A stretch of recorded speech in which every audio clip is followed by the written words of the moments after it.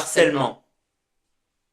Bonjour à tous et bienvenue dans ce nouvel épisode de podcast Parlons harcèlement. Aujourd'hui, nous sommes avec Moire, qui est salarié de l'association Iskis, avec qui nous allons parler des LGBT-phobies à l'école. Bonjour Moire. Salut. Euh, alors, ma première question sera comment interviens-tu concrètement dans les établissements scolaires pour sensibiliser élèves et personnel éducatif? Alors, à l'heure actuelle, on propose des interventions à destination du personnel éducatif. Donc c'est des ateliers qui durent 2 heures ou 3 heures selon les demandes, qui peuvent être spécifiques, enfin qui peuvent être sur les discriminations LGBTI-phobes en général, ou qui peuvent être sur d'autres sujets plus spécifiques, comme par exemple l'accueil respectueux d'élèves transgenres ou d'élèves intersexes. Dans votre association ou au cours de ces interventions, quel type de témoignages recevez-vous le plus souvent concernant les violences LGBT en général? De la part du personnel éducatif, je pense qu'il y a un vrai désarroi justement de comment aborder ces thèmes-là avec les élèves, comment faire en sorte que les élèves prennent ce sujet-là au sérieux, comment faire en sorte d'aborder ce sujet sans que ce soit violent pour les élèves concernés, mais en même temps en faisant en sorte que les élèves qui pourraient potentiellement harceler, ou en tout cas qui ont besoin de sensibilisation sur le sujet, puissent vraiment entendre le sujet. Au cours de ces quelques interventions que tu pourras détailler, quels freins as-tu rencontré le plus souvent, que ce soit le tabou, le manque de formation ou alors un silence complet des jeunes qui peuvent être victimes de ces violences-là et donc victimes de harcèlement à ce propos? Du coup, parmi les freins que nous on observe, c'est bon. D'abord, pour faire ces interventions, il faut qu'il y ait des bénévoles qui se portent volontaires pour ça. Et rechercher des bénévoles, c'est toujours, voilà, c'est toujours déjà un premier travail. La deuxième chose, c'est que pour que l'on puisse intervenir, il faut bien sûr que les établissements nous contactent et soient volontaires pour ça. Or, c'est pas toujours, c'est pas toujours le cas. En tout cas, il y a des établissements qui sont beaucoup plus volontaires que d'autres et ils n'ont pas non plus toujours les moyens pour faire toutes les interventions qu'ils souhaiteraient. Ensuite, oui, une chose que je voulais préciser, c'est que pour le moment, on a fait en majorité des interventions pour le personnel éducatif, comme je le disais, et on est à l'heure actuelle dans une phase où on souhaite vraiment développer notre capacité à faire des interventions auprès des élèves directement.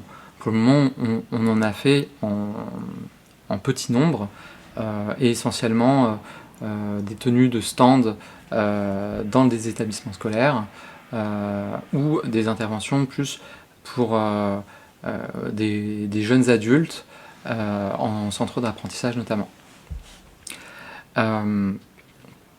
Et parmi les freins qu'on a eus, c'est effectivement à la fois le fait qu'on sent que notre discours passe après celui des médias et notamment on a beaucoup de mal à contrecarrer les discours intolérants ou en tout cas très limites qui peuvent être relayés de façon très importante voilà, dans les médias de grande écoute et auxquels les jeunes sont forcément perméables. Et du coup, effectivement, l'un des enjeux pour nous dans ces interventions, c'est de nouer un lien avec les jeunes et d'essayer de leur faire comprendre que c'est pas une question d'opposition communautaire, c'est une question de bien vivre ensemble et voilà, de faire front commun, si je puis dire. Complètement, et c'est hyper important le bien vivre ensemble en général, que ce soit pour les violences LGBT ou même autour de tout type de discrimination, c'est une thématique hyper importante à prendre en compte. Quelles ressources proposez-vous aux jeunes ou aux personnes qui viennent vous voir et qui sont victimes de discrimination ou de harcèlement LGBT? Alors, à Esquisse, nous avons une équipe d'accueil et d'écoute qui se rend disponible pour pouvoir écouter la parole de toute personne qui a été victime. Et pour nous, c'est vraiment un élément central. On ne se substitue pas à des professionnels tels que des psychologues, mais par contre, l'écoute entre pairs, l'écoute par d'autres personnes qui sont concernées par le sujet, c'est quelque chose qui est primordial.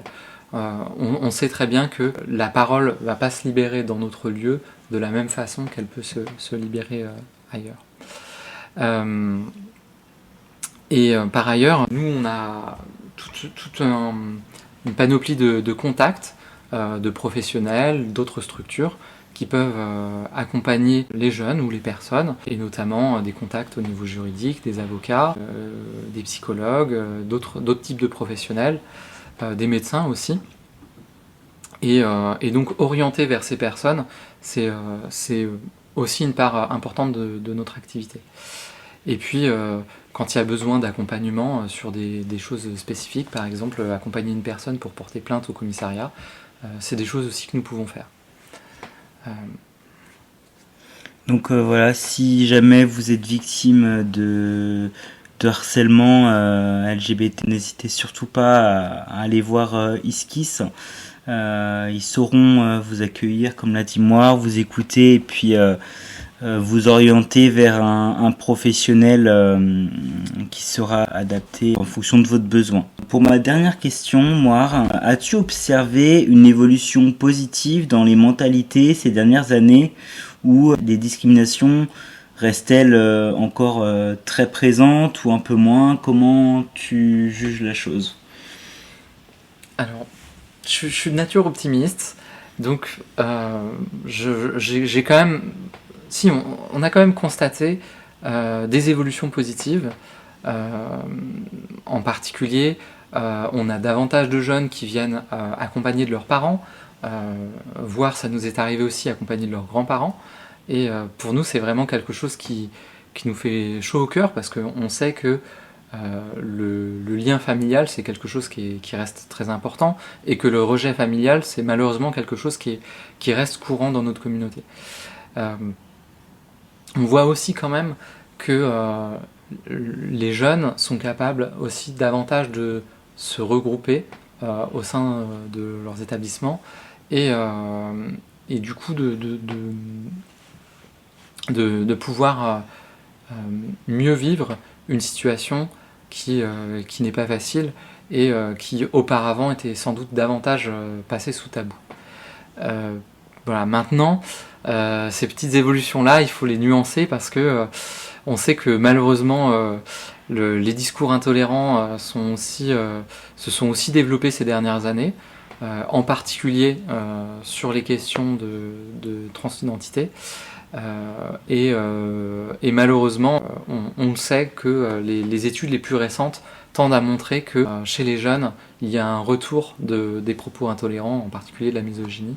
Et donc ça, c'est effectivement quelque chose qui nous inquiète beaucoup et dont on espère qu'on pourra endiguer le phénomène. Et que vous combattez avec force, je n'en doute pas une seule seconde. Eh ben, merci beaucoup, Moire, d'avoir répondu à ces quelques questions. Eh bien, avec plaisir. Merci à toi. À bientôt pour un nouvel épisode.